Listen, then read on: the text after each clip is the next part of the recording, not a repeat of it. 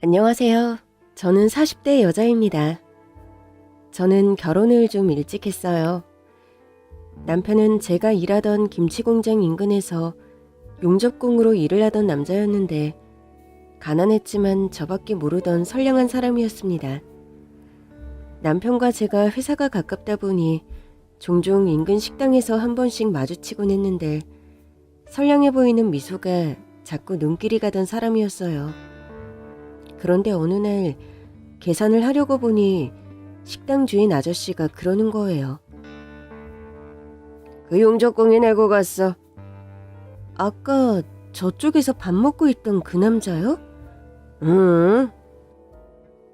평소엔 서너새 무리와 다니더니 그날은 어쩐 일인지 혼자 밥을 먹으러 왔더라고요. 저랑 공장 언니가 먹은 밥값을 내고 갔더니 무슨 뜻인가 싶기도 하고 혹여나 제가 아니라 언니에게 관심이 있는 걸 수도 있으니 너무 오버는 하지 말자 싶었어요. 그리고 며칠 뒤 또 같은 식당에서 그와 마주쳤습니다. 어쨌든 밥을 얻어먹은 입장이니까 감사의 인사라도 전할 겸 말을 걸었어요. 안녕하세요. 지난번에 저희 밥값을 내주셨다고. 에? 아닌데요? 아니라고요? 아닌데. 주인 아저씨가 그쪽이 내주셨다고 그랬는데. 제가 그럼 착각을 했나 보네요. 잘못 낸 거예요. 신경 쓰지 마세요.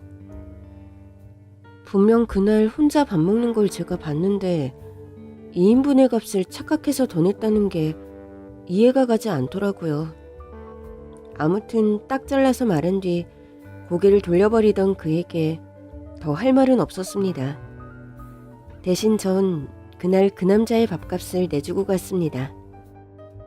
물론 그 남자와 같이 온 다른 동료의 밥값도요. 그 후 일주일이 지나도록 그 남자를 식당에서 볼 수 없었어요. 제가 괜히 오지랖을 떨었나, 내가 밥값을 내준 게 부담스러웠나, 별 생각이 다 들더라고요. 그러던 어느 날이었습니다. 밥을 먹고 나오는데 그 남자가 눈에 안대를 한 채 식당 밖에 서 있더라고요. 깜짝 놀라서 무슨 일이냐고 말을 걸 뻔했지만 참았습니다. 그냥 가볍게 목인사만 하고 지나가려는데 그 남자가 절 부르더라고요. 저 부르셨어요? 동료 언니는 눈치껏 먼저 가겠다고 하더니 자리를 비켜주었고 우리는 한동안 어색함에 말을 잇지 못하고 있었습니다. 결국 다시 말을 꺼낸 건 저였어요. 눈은 왜 그래요? 용접하다가 실수로. 많이 다친 거예요? 아니요, 흔히 있는 일이에요. 제가 아직 미숙해서 그래요. 그리고 또다시 정적이 흘렀죠. 답답해서 못 참겠더라고요. 전 왜 부르신 건데요? 그게... 그는 한참을 주저하다가 말했습니다. 그때 밥값 감사합니다. 그런데 그게 다더라고요? 그 얘기하려고 기다렸다고요? 그러니까 그게... 아무리 기다려도 그러고 말기에 그냥 공장으로 돌아가려던 그때였습니다. 저 점심시간이 다 끝나가서 가봐야 할 것 같아요. 밥값 실수로 낸 거 아니에요. 네? 그때 밥 갚는 거 일부러 낸 거예요. 그때 같이 일하는 형이 옆에 있어서 저도 모르게 아니라고 잡아댔어요. 그의 말을 끝으로 우리는 또 한동안 말이 없었습니다. 그러나 그 순간 우리 사이로 살랑 불어오던 바람이 어쩐지 간지럽더라고요. 그날 이후 우리는 종종 만나 점심도 먹고 일이 끝나는 시간에 맞춰 영화도 봤습니다. 그러다 진실을 알게 되었죠. 실은 첫눈에 반했었어. 그래서 자꾸 그 식당에 가서 밥 먹고 그랬는데 말을 못 걸겠더라고. 그래서 한 번은 형들이 다른 데 가서 밥을 먹자고 그러길래 할 일이 있다고 둘러대고 혼자 그 식당으로 간 거지. 마침 당신이 있기에 너무 좋아서 대뜸 밥값부터 내버리고 온 거야. 하여튼 쑥맥이야. 밥값만 내고 가면 어떡하냐? 내가 말 거니까 정색하고 실수를 낸 거라고 그러길래. 내가 아니라 나랑 같이 다니는 언니한테 관심이 있나 했네. 절대 아니야. 난 처음부터 끝까지 당신만 보였어. 앞으로도 그럴 거야. 그렇게 우린 자연스럽게 연인이 되었고 결혼까지 하게 됐습니다.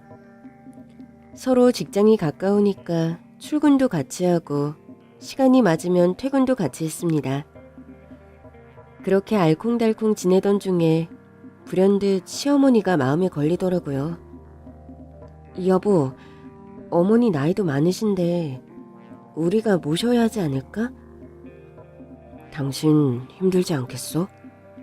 힘들긴 무슨. 그리고 아이 낳으면 어머니 도움도 종종 필요할 거야. 그때 가서 합치느니 지금부터 합쳐서 같이 사는 것도 괜찮을 것 같아. 나야 그래주면 고맙지. 사실 어머니가 늘 걱정이었거든. 그렇게 우리는 합가를 해 시댁으로 들어갔어요. 시어머니도 남편처럼 워낙 선량한 분이었어요. 어머니, 저녁 다 차려놓으신 거예요? 제가 해야죠. 종일 일하고 와서 무슨 저녁을 차려. 내가 아무리 늙었어도 부모다. 니들 밥 차려주는 게 뭐 힘든 일이라고. 퇴근하고 서둘러 집에 돌아와도 늘 저녁을 다 차려놓으시는 건 기본이었고, 주말에 같이 나가서 외식이라도 하자고 하면 한사코 거절하시며 둘이 나가서 재밌게 놀고 오라고 하셨습니다. 어머니, 그러시지 말고 같이 나가서 맛있는 거 먹어요. 나 신경 쓰지 말고 하고 싶은 거 다 해. 평소에도 밖에서 데이트하고 오고 싶으면 그렇게 해. 애들 태어나면 그럴 정신도 없다. 한가할 때 신혼도 즐기고 마음껏 놀아. 물론 혼자 계신 어머니를 두고 어떻게 툭하면 나가서 데이트를 하겠어요. 그래도 합가는 참 잘한 선택이다 싶더라고요. 그러던 어느 날 남편의 회사 동료에게서 전화를 받았습니다. 재수씨, 사고가 좀 났어요. 지금 병원으로 가는 중인데 바로 오셔야 할 것 같아요. 그즘 저는 남편 회사 동료들과 꽤 친했어요.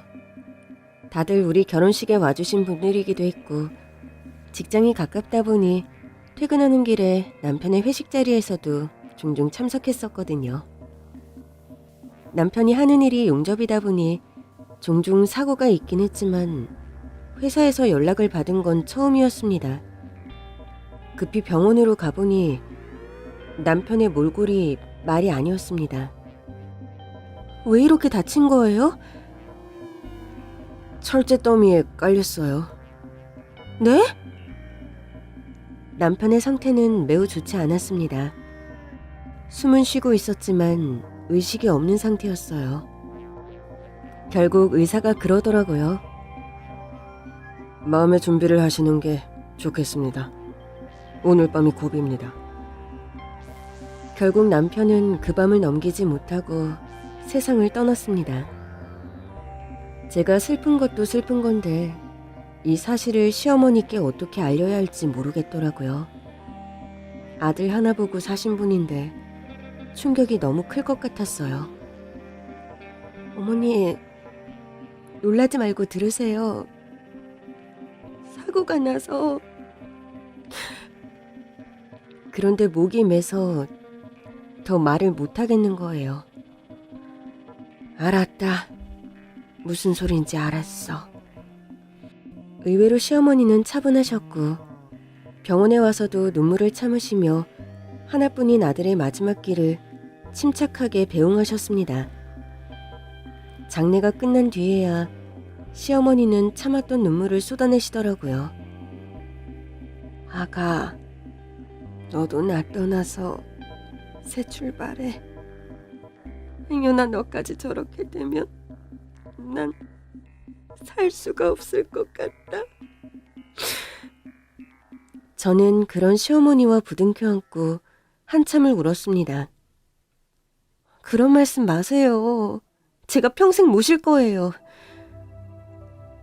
저는 혼자 남은 어머니를 외면할 생각이 없었어요. 가족으로 만난 사람들끼리 서로 의지하며 살아야 한다고 생각했죠. 문제는 남편의 회사 사장이 남편의 사고를 산재로 처리해주지 않으려고 했다는 겁니다. 이게 어떻게 산재가 아니에요? 아니, 철제 더미가 거기서 쏟아질 줄 누가 알았겠습니까? 이건 우연히 일어난 사고죠. 일을 하다가 일어난 사고라서 산재인 거예요. 아니, 무슨 그렇게 심한 말을 하십니까?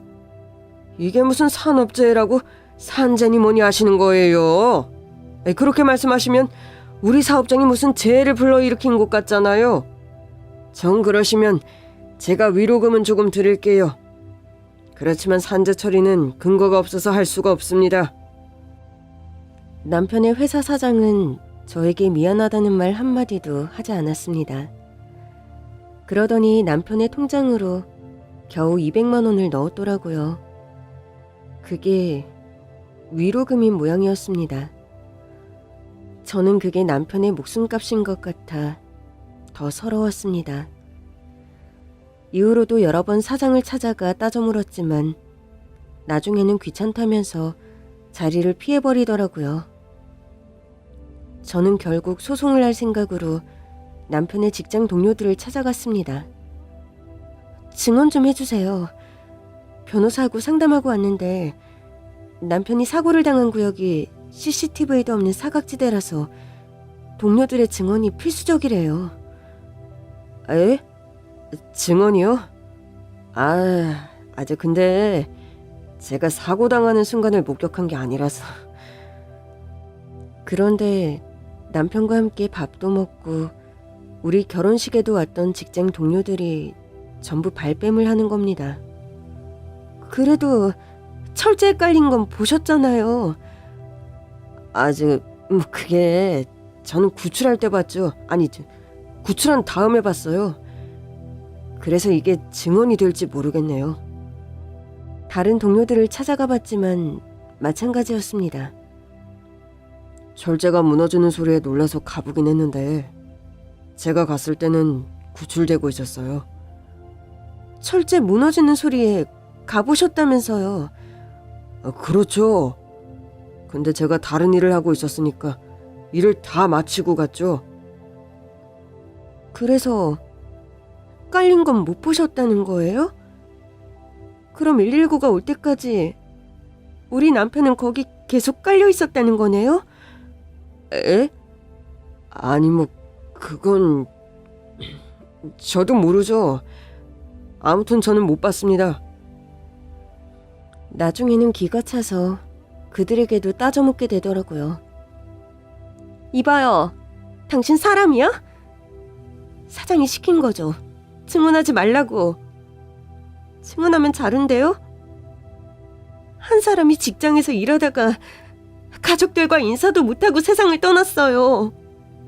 같이 일한 동료였잖아요. 그런데 이렇게 나온다고요? 글쎄, 제주씨, 왜 자꾸 저한테 그러세요? 산 사람은 살아야죠.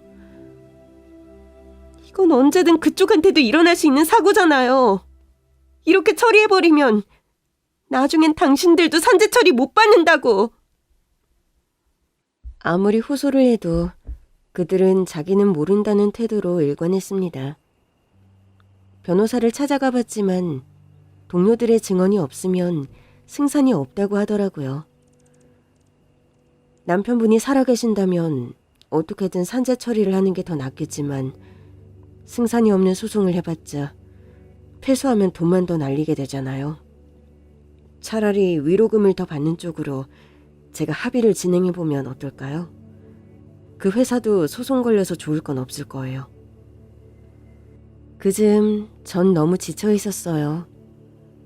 변해버린 남편 동료들의 태도로 인해 사람이라면 신물이 나는 지경이었죠. 저는 알아서 처리해달라고 한 뒤 집으로 돌아왔습니다. 그런데 남편과 함께 쓰던 방, 거실, 부엌까지 모든 흔적이 너무 고통스럽더라고요. 일하다가 하루아침에 세상을 떠났는데 누구 하나 남편의 편을 들어주지 않는 현실이 더 힘들었던 것 같아요. 저는 결국 시어머니에게 부탁했습니다. 어머니, 저 당분간만 좀 나가서 지낼게요. 이 집에 있으니까 계속 남편 생각이 나서 못 견디겠어요. 그의 생각만 하면 너무 서럽고 억울하고 보고 싶고 그래요. 이대로는 제대로 살 수가 없을 것 같았습니다. 그래, 네 마음 다 안다. 너 편해질 때까지 얼마든지 그렇게 해. 저는 오래 다녔던 김치 공장에 휴직계를 냈습니다. 만나는 사람마다 저를 위로하는데 나중에는 그게 더 곤혹스럽더라고요. 이후 먹고 살기 위해 시작한 일이 배달 일이었습니다. 배달기사로 일을 하던 어느 날 익숙한 번호로 배달 주문이 왔기에 가보니 시댁이더라고요. 하이바를 쓴 채 초인종을 누르자 웬 남자의 목소리가 들렸어요. 왜 이렇게 늦어요? 음식을 받으러 나온 남자를 보는 순간 저는 화들짝 놀라고 말았습니다. 죽은 남편이 제 앞에 있었으니까요. 사실 배달 일을 시작하게 된 건 자연스러운 선택이었어요. 저희 친정이 중국집을 했거든요. 어릴 때부터 자연스럽게 배달 일을 도왔고 오토바이도 탈 줄 알았습니다. 김치 공장을 간둔 뒤 한동안 친정에 가 있었는데 놀면 뭐하나 싶어 배달을 대신 다녀오겠다고 했거든요. 배달을 위해 오랜만에 오토바이를 탔는데 속이 다 뻥 뚫어지더라고요. 비로소 그동안에 쌓여있던 스트레스가 좀 풀리는 것 같았습니다. 그렇게 마음을 좀 추스른 뒤 원래 살던 동네로 돌아왔지만 김치 공장에 다녔다가는 다시 속이 꽉 막힐 것 같았어요. 결국 전 김치 공장에 사직서를 제출했습니다. 아니, 그동안 일 잘했잖아. 조금만 더 있으면 관리직으로 올라갈 수 있는데 관두겠다고? 네, 다른 일 하려고요. 이제 남편도 없는데 어쩌려고 그래. 좀 더 쉬고 싶으면 쉬다 와도 되니까 퇴직은 좀 더 생각해봐. 아니에요. 다시 돌아오지 않을 것 같아요. 자꾸 제자리 비워두는 것도 민폐고 이제는 제가 하고 싶은 거 하면서 살래요. 하고 싶은 게 뭔데? 배달이요. 뭐? 배달? 정확히는 배달이 아니라 오토바이를 타고 싶었어요. 김치 공장을 간둔 뒤 퇴직금을 받아 오토바이를 장만했어요. 그 오토바이로 한동안 전국 일주를 다녔습니다. 넓은 세상에 나가 이 사람 저 사람 만나보니 사람 사는 게 다 똑같더라고요. 남편 잃은 사람, 가족을 잃은 사람. 이런저런 아픈 이야기를 듣다 보니 다시 살던 곳으로 돌아올 용기가 생겼습니다. 그러나 시댁으로 들어가는 건 아직 겁이 나더라고요. 이렇게 홀가분해졌는데 또다시 남편 생각에 마음이 가라앉을 것 같아 무섭더라고요.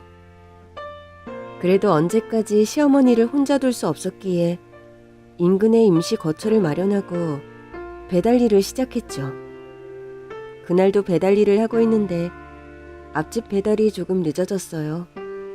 갔는데 시킨 사람이 전화도 안 받고 음식을 맡겨둘 만한 장소가 없더라고요. 그래서 다음 집으로 일단 출발부터 했는데 앞집에서 전화가 온 겁니다. 혹시 배달 오셨어요? 네, 근데 전화를 안 받으셔서 다음 집 먼저 갔다가 가야 할 것 같아요. 이미 많이 늦어서요. 아니, 우리 집이 먼저인데 다른 집 먼저 가겠다뇨. 당장 가지고 오세요. 저기 김밥 시키신 거 아니에요? 다음 집은 칼국수라 음식이 불 것 같아서요. 전화 안 받으셨으니까 조금만 양해 좀 해주세요. 아니, 내가 안 받고 싶어서 안 받았어요? 화장실에 있느라 못 받았단 말이에요. 그럼 앞에 두고 갔으면 되잖아요. 공용 현관문이 잠겨있는데 어떻게 앞에 두고 갑니까? 그러다 분실되면 제 책임이잖아요. 글쎄, 우리 먼저 갖다 주라고요. 알겠습니다. 이런 진상 손님 보는 게 한두 번 있는 일도 아니었고 일단 앞집으로 돌아가는 게 낫겠다 싶더라고요. 그래도 그 다음 집은 배달 시간이 지났는데도 별다른 연락이 없었거든요. 일단 앞집 배달을 마친 뒤 다음 집으로 가는데 마음이 너무 초조했습니다. 메뉴가 칼국수에 만두였는데 다 불었으면 어쩌나. 이거 제대로 컴플레인을 받겠구나 싶었죠. 다음 집은 시어머니 댁과 같은 빌라여서 길을 잘 아는 곳이었어요. 빌라 정문에 도착해 구체적인 주소를 확인하던 저는 깜짝 놀라고 말았습니다. 주문한 집이 바로 시댁이더라고요. 어머니가 배달 음식을 드신다고? 지금껏 어머니가 배달 음식 드시는 걸 본 적이 없었기에 설마 시댁에서 음식을 시켰을 거라곤 생각도 하지 못했습니다. 그러고 보니 전화번호도 시어머니의 번호더라고요. 일단 음식을 들고 가서 현관 앞에 서긴 했는데 도저히 초인종을 못 누르겠는 거예요. 그래서 시어머니께 전화를 걸었는데 전화를 안 받으시더라고요. 시댁은 당장이라도 도어락을 열고 들어갈 수 있는 제 집이기도 했어요. 그러나 그 문을 여는 순간 또다시 남편과의 모든 기억이 돌아와 괴로울 것만 같았습니다. 그래도 음식이 더 식기 전에 배달을 해야 했기에 저는 하이바를 벗지 않은 채 초인종을 눌렀습니다. 왜 이렇게 늦어요?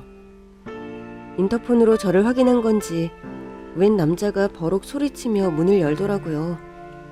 좀 이상했습니다. 시댁에 남자가 있을 리가 없었으니까요. 죄송합니다. 앞집 배달이 좀... 그러나 전 제 앞에 있는 남자를 보는 순간 말문이 막히고 말았습니다. 여보? 환상을 보는 줄만 알았어요. 너무 오랜만에 집에 온 거니까. 남편이 그 문을 열어주는 것 같은 환상을 본 건가 싶었죠.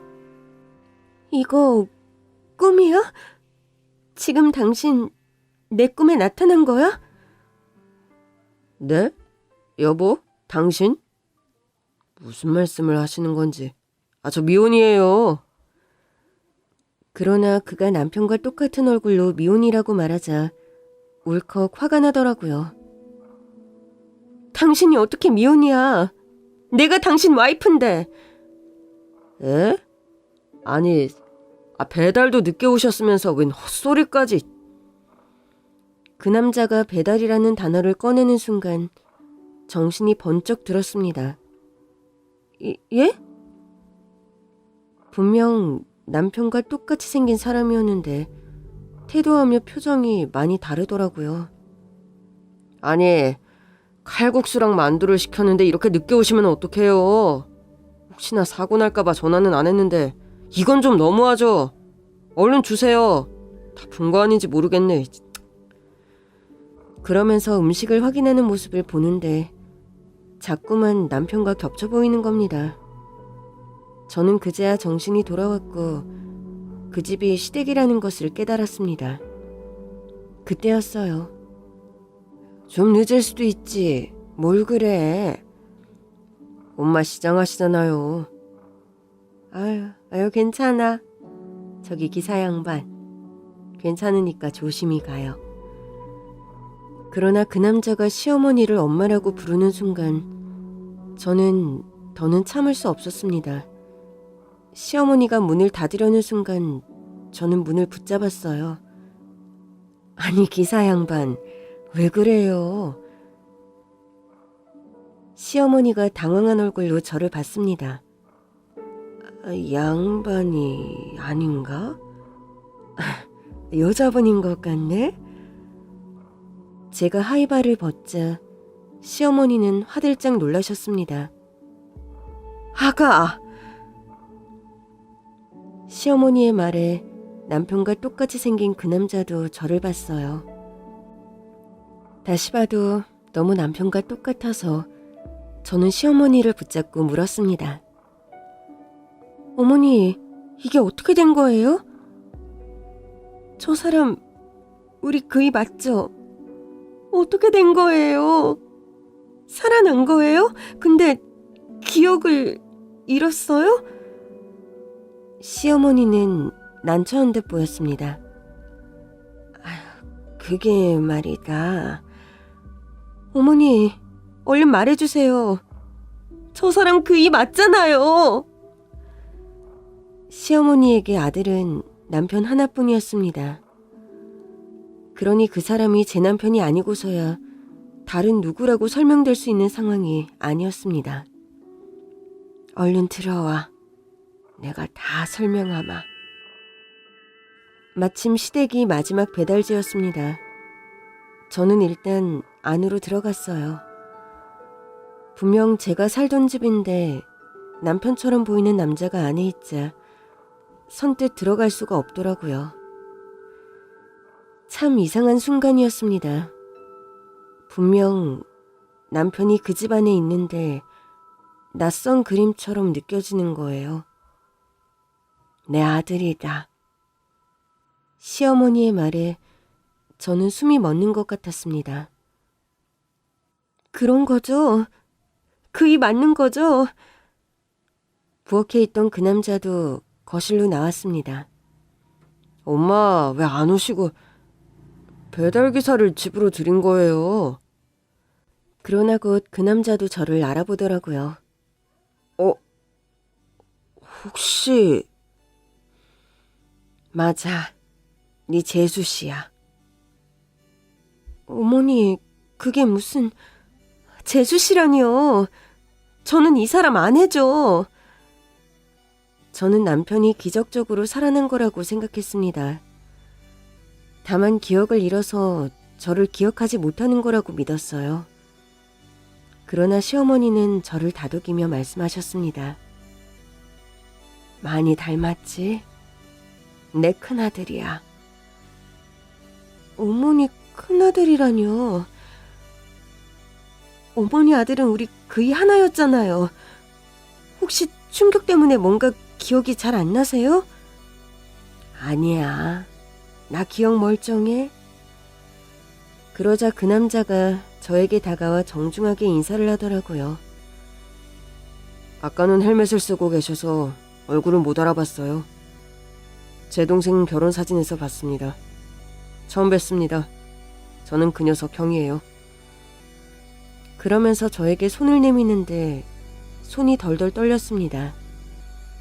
여전히 남편이 저에게 손을 내미는 것만 같았거든요.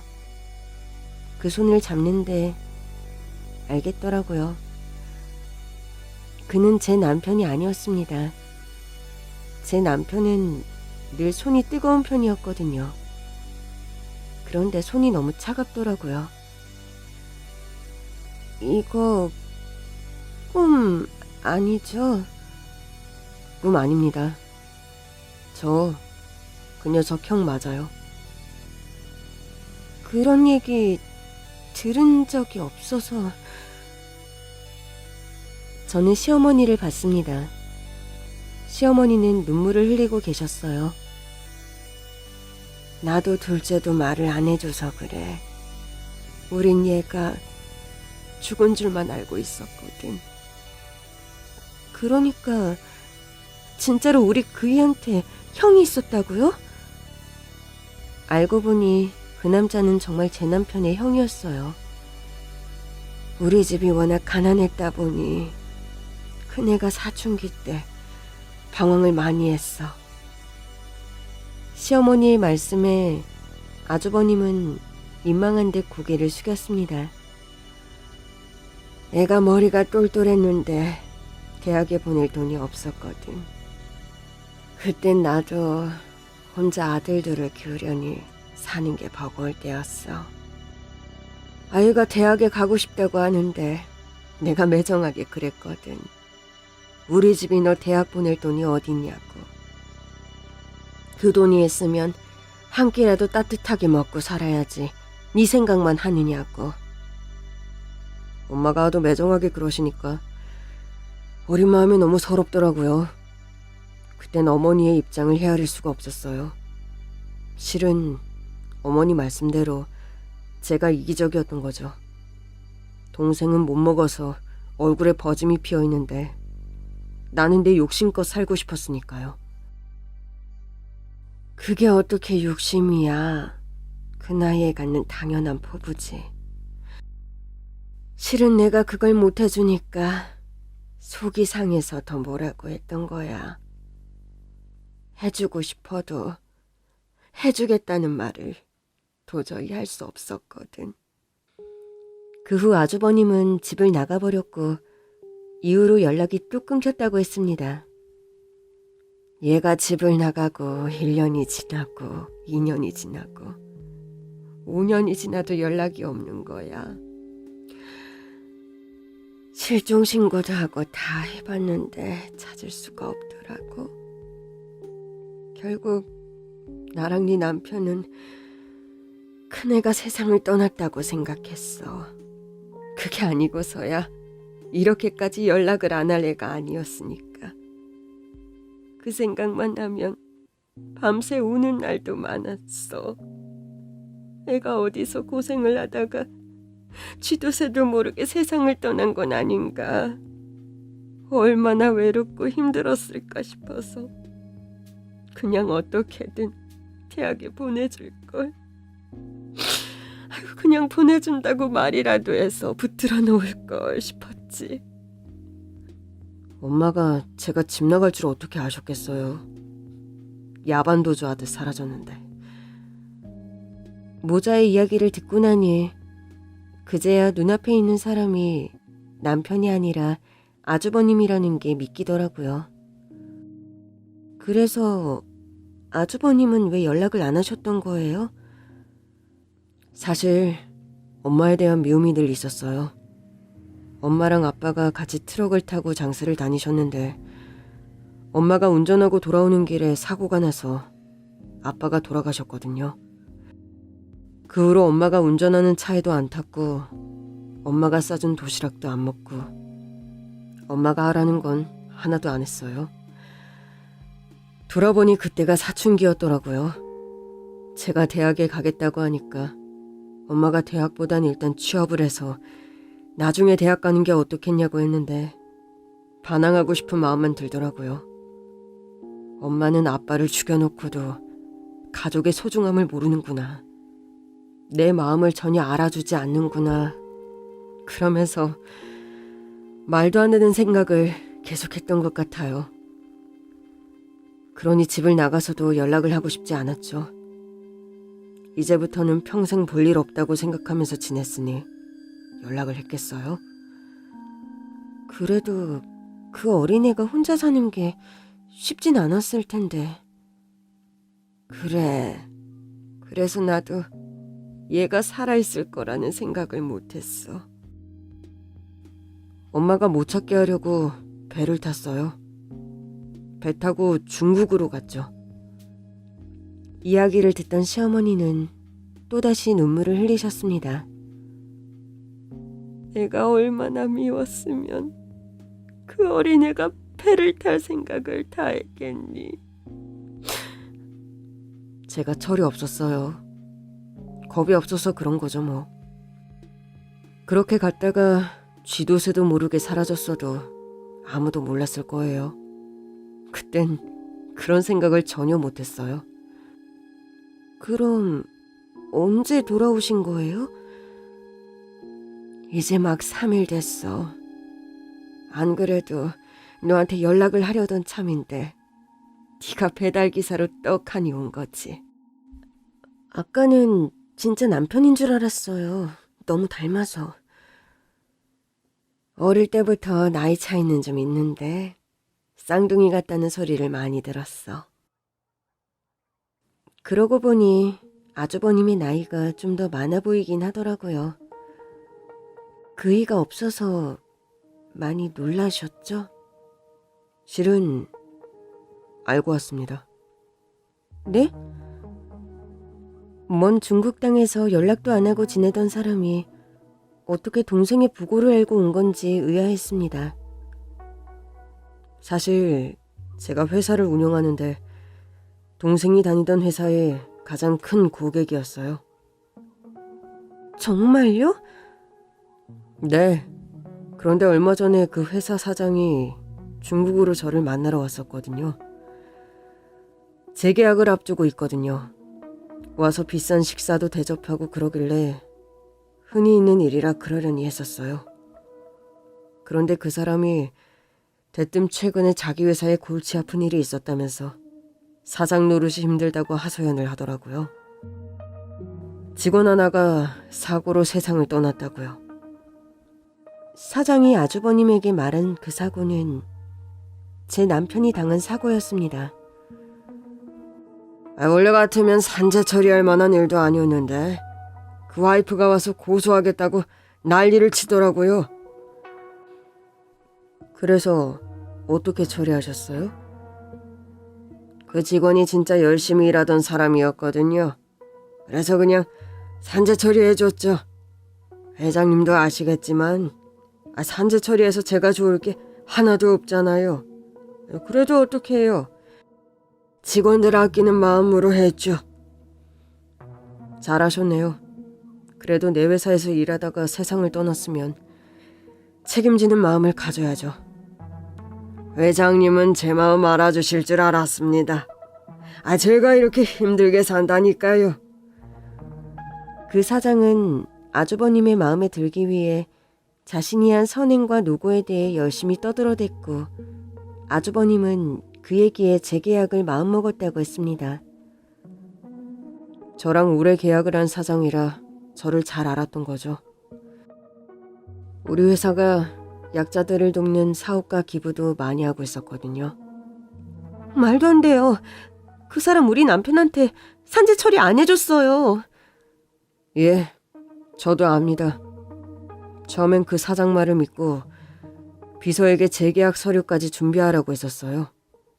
그런데 비서가 그 사장과 전혀 다른 보고를 하더라고요. 회장님, 이 회사랑 재계약하실 생각이신가요? 얼마 전에 철제 더미가 무너지는 사고가 있었다고 하던데요. 그래? 그래서 직원 하나가 세상을 떠났다고 하더라고요.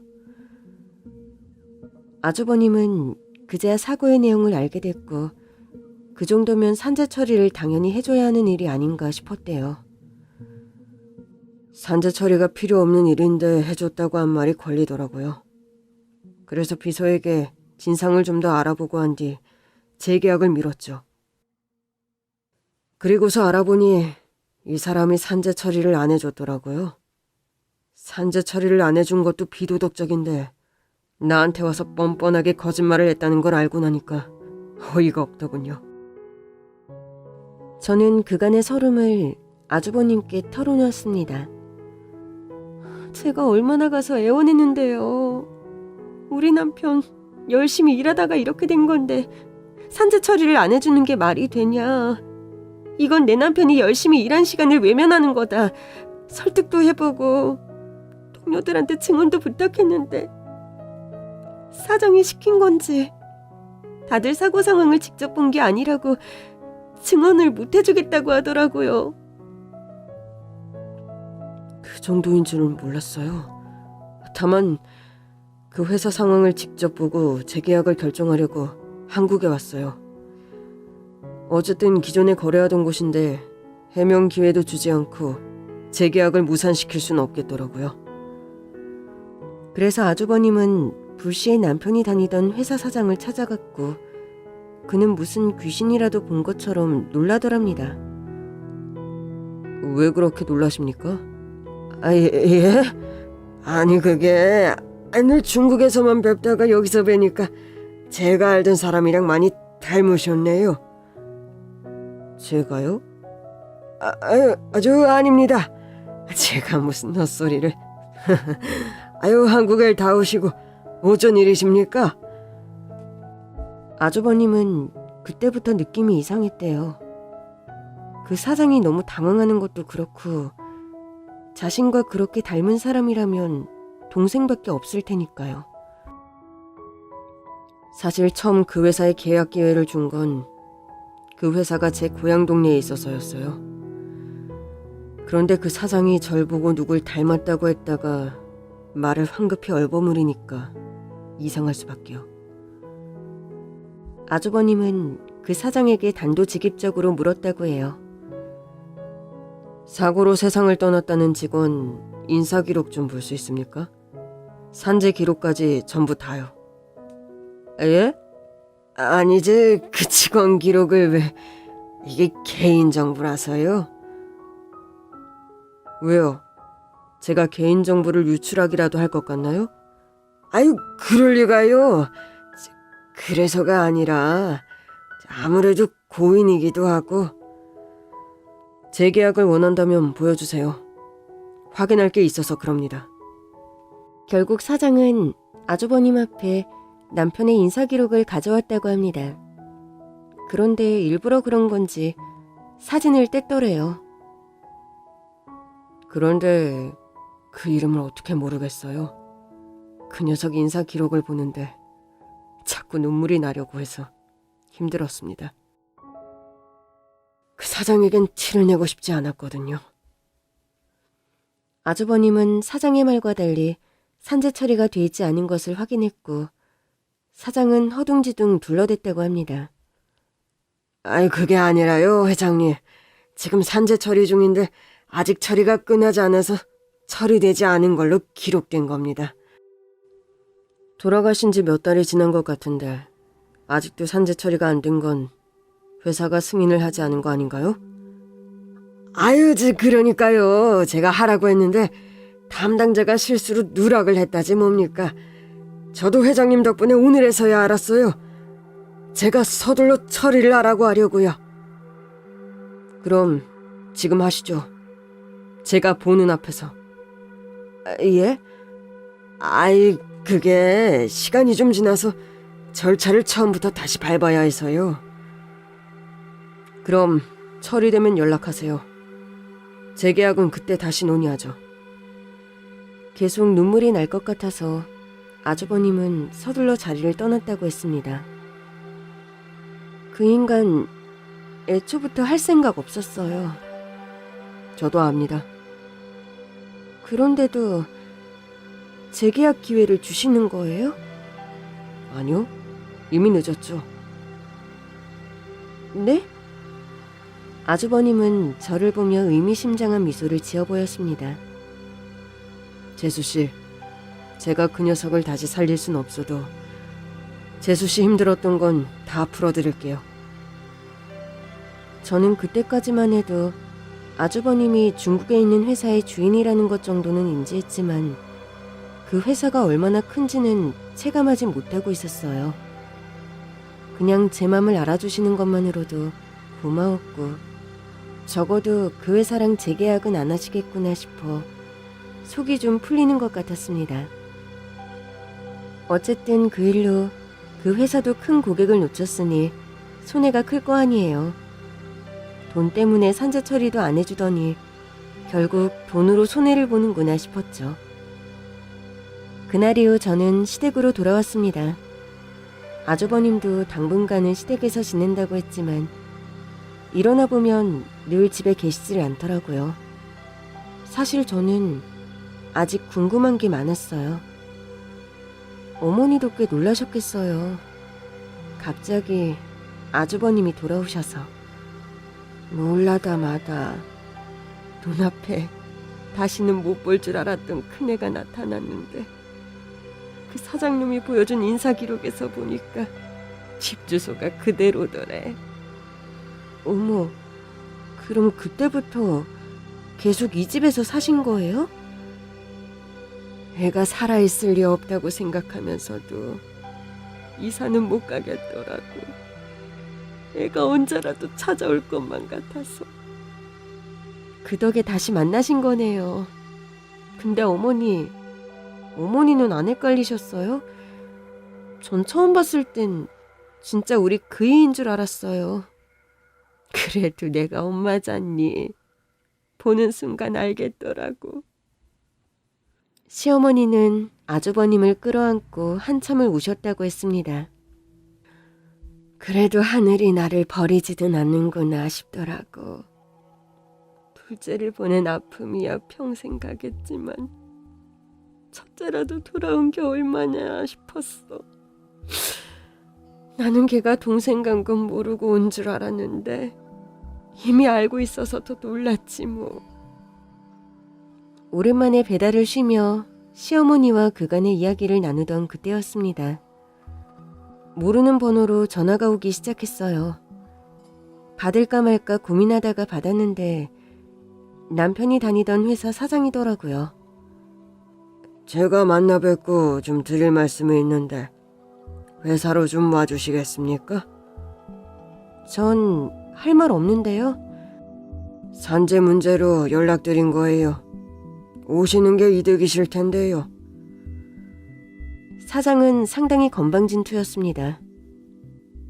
그러니까 인심 써둘 테니까 나더러 와라 이거예요? 솔직히 말해 인심 맞죠? 그동안 그 친구가 열심히 일한 것도 있고 이제라도 처리해 드릴까 하고 있으니까 일단 와보세요. 맘 같아선 당장이라도 끊어버리고 싶었지만 가보기로 했습니다. 도대체 무슨 소리를 더 하려고 이러나 궁금하더라고요. 갔는데 사장이 다리를 꼬고 앉아서는 일어날 생각도 안 하는 거예요. 와서 앉으세요. 그러면서 턱끝으로 소파 자리를 가리키더군요. 기도 안 찼지만 일단 앉았습니다. 산재 처리해 드릴 테니까 사진 몇 장 찍어줄 수 있죠?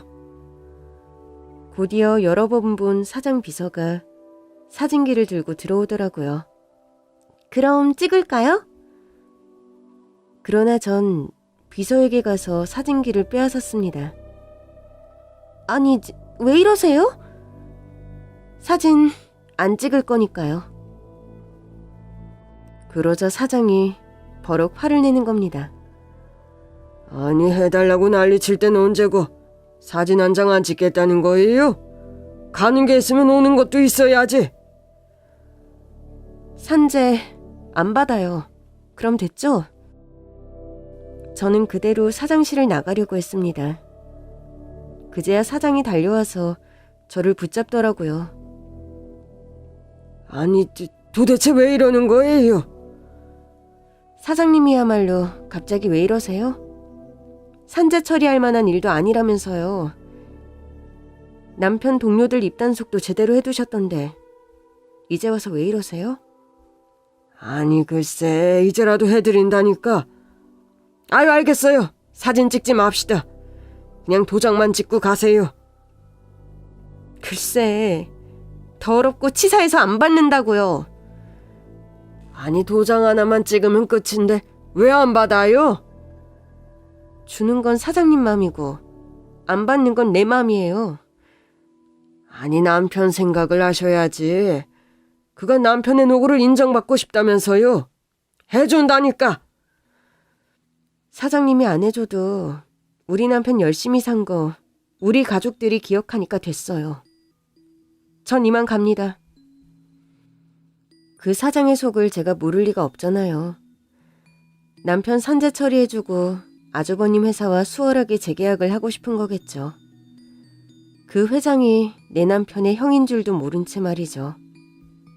그렇게 집으로 돌아왔는데 이제는 남편 회사 동료들이 저에게 연락하기 시작했습니다. 재수씨, 산재 받으면 좋은 게 얼마나 많은데 왜 안 받으세요? 사실 제가 사장님 때문에 그동안 말을 못했어요. 이제라도 필요하시면 제가 증언할게요. 제가 이제 와서 증언 필요할 일이 어딨어요. 그래도 혹시 도움은 필요할 때 줘야 도움이죠. 아니지. 도움도 아니지.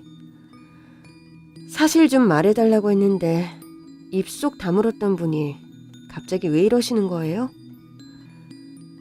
또 다른 동료들도 산재 처리를 받는 게 좋지 않겠냐며 자꾸 훈수를 두기에 전부 번호를 차단해버렸습니다.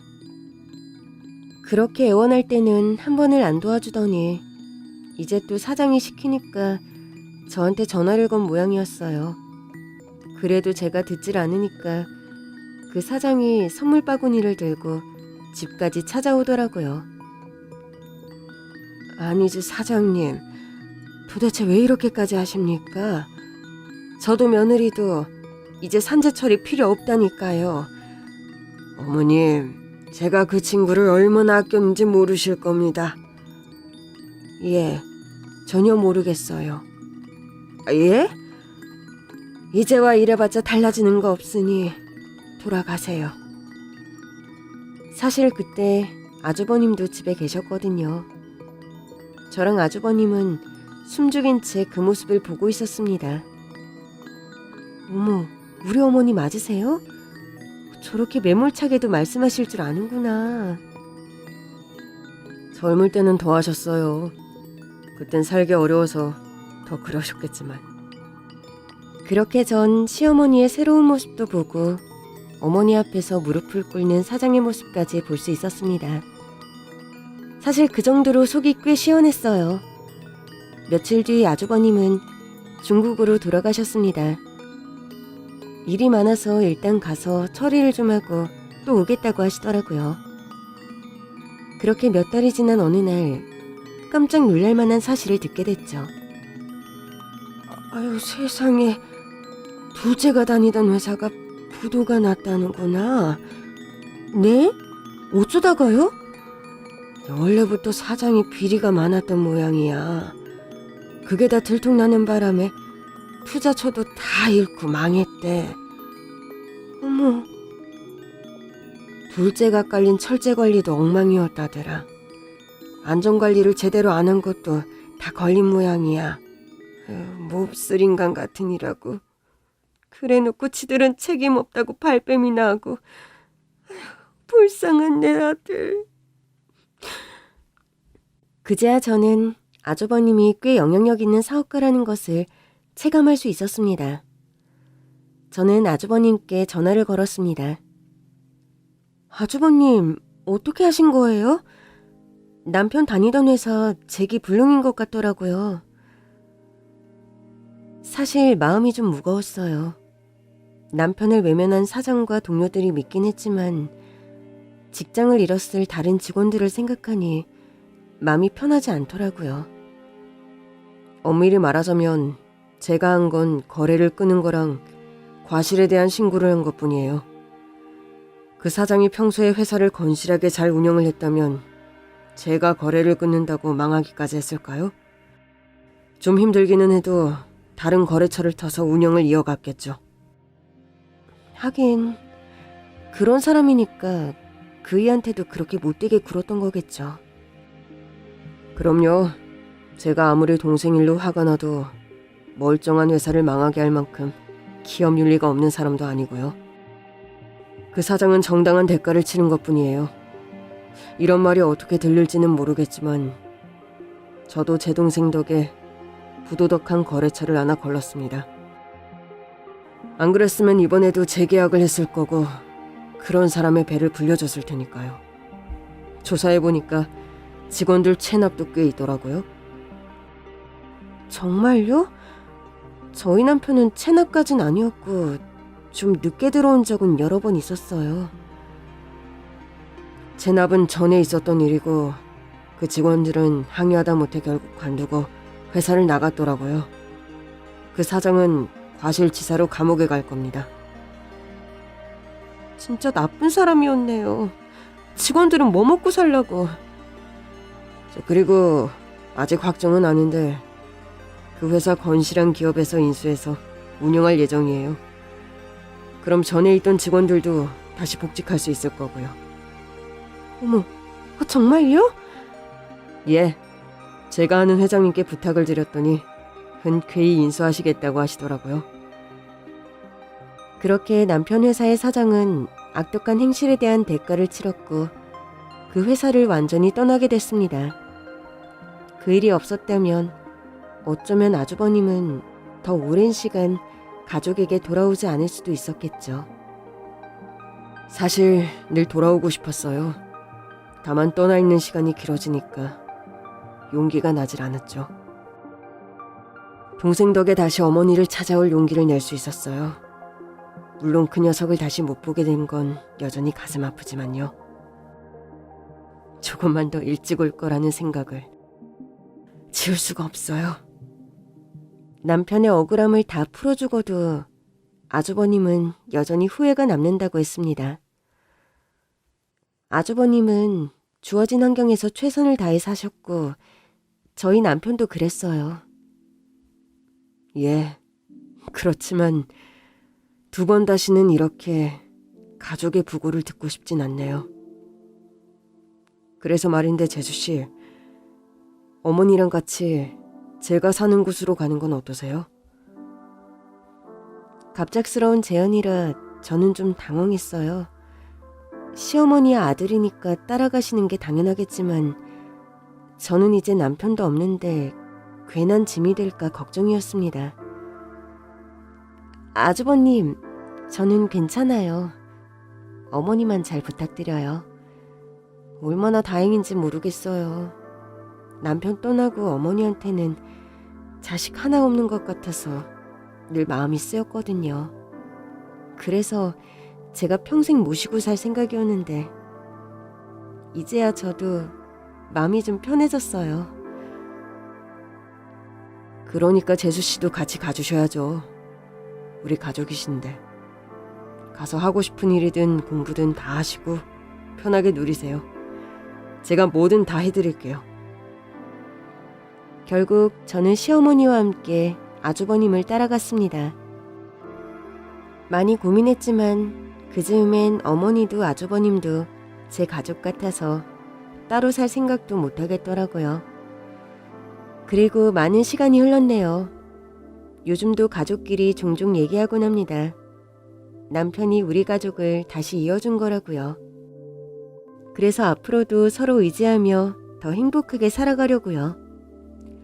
함께 할 수 있는 가족이 곁에 있다는 것에 감사하면서요.